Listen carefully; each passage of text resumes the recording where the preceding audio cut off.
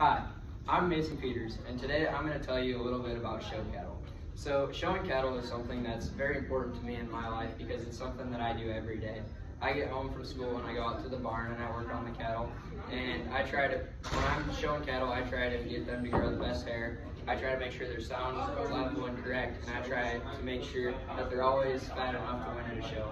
So in order to do that, when I'm working on hair, I'll get home from school every day. I'll go outside and rinse calves and then blow on them, and just try and make sure that their hair and hide is as clean as possible, so that their hair is able to grow and not have any issues. It's not dirty, so that it just works better if it's clean.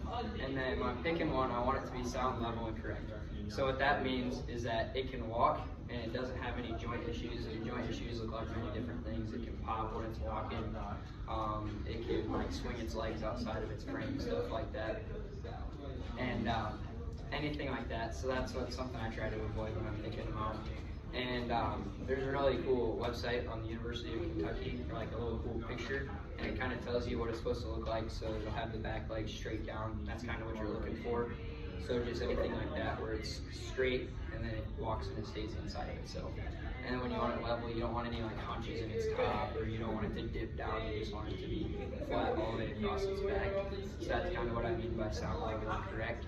And then the last thing I like to do is have a good feed program so that I can keep them fat and have enough muscle and marbling to do well at a show. So they have to have X amount of cover on them. So like you want to have about that much fat cover on a calf at all times so that it performs well when it gets killed and stuff like that.